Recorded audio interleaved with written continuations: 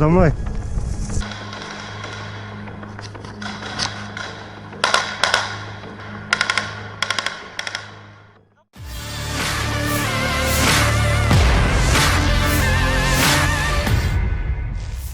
Media sosial diramaikan dengan rekaman kontak senjata Rusia versus Ukraina.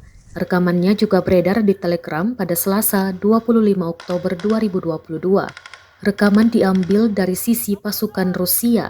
Dalam keterangan unggahan disebutkan, para perwira Rusia turun langsung di lapangan dan melakukan kontak tembak dengan prajurit Ukraina di hutan.